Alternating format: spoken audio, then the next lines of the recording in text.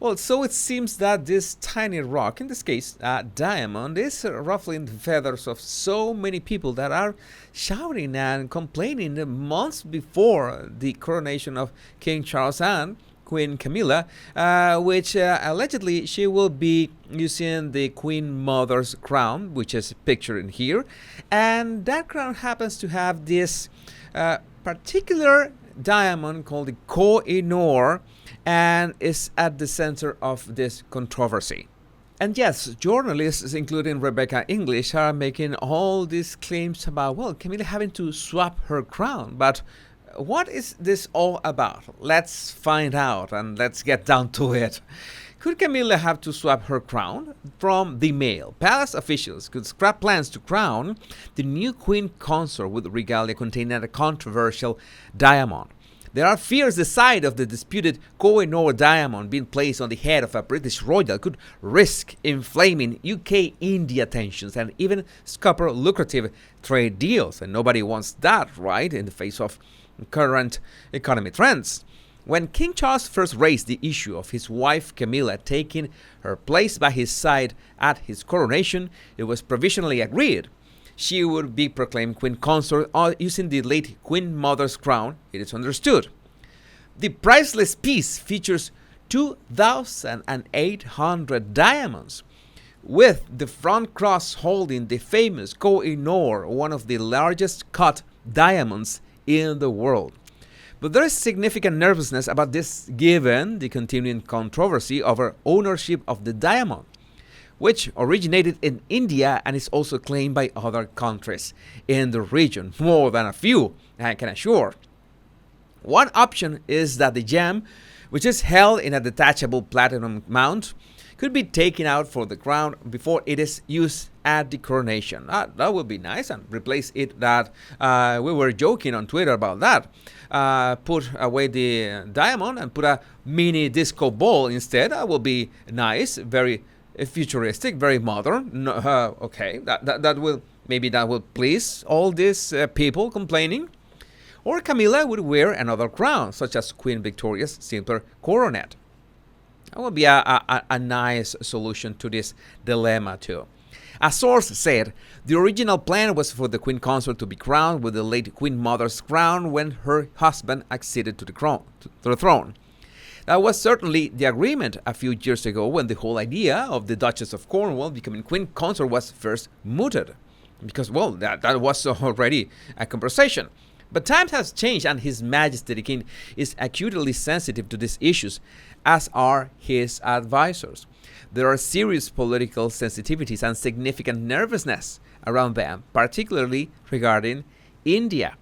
Buckingham Palace declined to comment last night. But, well, this is very sensitive. This is not the actual size of the diamond. It's much, much smaller. But this was acquired. This is important part of the story. Was acquired, this diamond, for Queen Victoria in 1850 in hotly disputed circumstances after the 10-year-old heir to the throne of Punjab was forced, and this is allegedly, to sign away his ownership of it. It was worn by Victoria as a brooch and then became part of the crown jewels. The diamond was then mounted in the crowns of Queen Alexandra and Queen Mary for their husbands' coronations. It was most recently reset in 1937 for the Queen Mother, and she wore it when she was crowned as the consort of King George VI. So it has quite a story in the monarchy. She also wore her crown at the state openings of Parliament during her husband's reign. Right, and since India gained independence from the UK in 1947, the gem's ownership has been a point of heated dispute. And this is important. Several other nations, including Pakistan, Iran, and Afghanistan, also claim it as theirs. It's also even the Taliban claiming that they have some ownership on that. But I think it will be much easier if you understand where does the diamond come from to realize that, well, there's should be no such dispute. And this article from Zarir Masani is perfect to understand why, well, all these journalists are making noise from nothing. The Koh-i-Noor belongs in Britain, not India. And why does this historian say this? Ever since my childhood in post-colonial Bombay, the Koh-i-Noor diamond, literally mountain of light, has conjured up visions of legendary treasure and ostentation. We were taught at school that it was a very generous gift from the child Maharaja of Punjab to Queen Victoria, and we never questioned its proud presence in the Queen Consort's crown. But school children in India today are taught a very different tale of the diamond as evidence of the alleged loot that the Raj took from India. Its actual history is rather more complicated than either of these narratives. It was legally gifted to the Queen Empress, but this was by a boy prince who had no say in the matter, to whom, can we say a century and a half later, it legitimately belongs. Its discovery dates back to the shadowy mists of the Middle Ages and the legendary diamond mines of Golconda in India's Deccan Plateau. It was extracted by slave labor, first for a local Hindu dynasty, then passing to the Muslim sultans who replaced them. Its first documentary mention was in 1526, in the possession of the first Mughal emperor Babur. The Koh-i-Noor remained in the Mughal treasury till 1739, when the Iranian invader Nadir Shah, you see there's more than a couple countries in this, occupied Delhi and looted the equivalent of 20 billion pounds today, including both the legendary Mughal peacock throne and the Koh-i-Noor. So that was some next level looting. Nadir Shah was later assassinated, and the diamond passed to one of his generals, who founded a new dynasty in Afghanistan. And then, almost a century later, the Sikh ruler of Punjab, Ranjit Singh, acquired the Koh-i-Noor in return for helping an Afghan king to regain his throne. This was a bit of politics added into the mix. What this checkered history suggests is that any legal claim to the diamond would be liable to dispute by several governments. Would Iran, Afghanistan, or Pakistan agree that India, based on the Mughal past that its present Hindu rulers reject, has the strongest claim?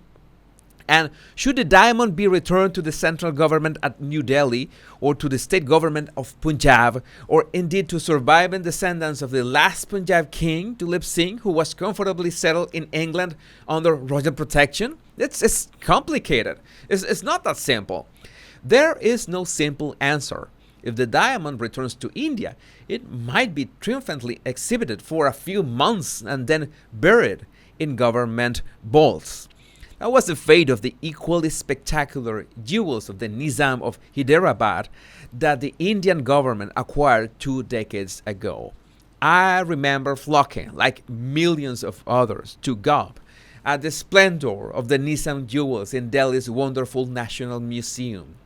A few months later, they disappear from view, never to be seen again. The official explanation was that the government could not afford the expense of insuring them for public display. It makes sense. That's almost certain to be the fate of the Koh-i-Noor if sent to Delhi. Located where it currently is, on permanent display at the Tower of London, the diamond is being enjoyed by the many millions who flock there, including far more Indian nationals that would ever get to see it in India's capital. As with so many art treasures acquired over millennia by the British Crown and various museums, their provenance can be disputed ad infinitum, and their legal ownership is almost impossible to establish. But what seems to me decisive in the case of disputed items such as the Koh-i-Noor is the principle of making them as freely available as possible to the maximum number of public visitors from across the world. And I find a lot of common sense in this. What use is a diamond if we cannot appreciate its beauty? It will be better that most people, that a lot of people can appreciate that beauty in a public display. That criterion dictates that the diamond should remain where it is in the tower and also hopefully be available for us all to enjoy at the coronation next spring. This is real nice common sense. The alternative of presenting it to the Indian government would not only prompt rival claims from Pakistan, Afghanistan, and Iran, but open a Pandora's box of similar claims of most non-indigenous art in British and other Western collections. Great treasures have traveled the globe for several millennia, whether through gifts, trade, or conquest. The idea of returning them to their place of geographical origin ignores both historical complexities and current political realities. It is narrowly nativist and diminishes us all. Dr. Sarir Mesani is an author and historian. This is a great insight on this marvelous piece from nature, and of course it's a precious gem to us. So I'm sure that after this 10 minutes of, I hope that I wasn't that boring as a historian recollector, but I hope that this gives you further insight or a better insight of all these claims that, well, this is going to be a point of discord or conflict with other countries, because just maybe, well, people are just trying to make this scandal out of nothing. I hope that common sense in the end, well, common sense it's a scarce commodity these days, but I hope common sense wins at the end. My Royal Rogues, my name is Jesus Enrique Rosas, and until we meet again on another video or another live, remember to hit like and subscribe and hit that bell so you don't miss any of my analysis and videos on anything. Take care. Bye-bye.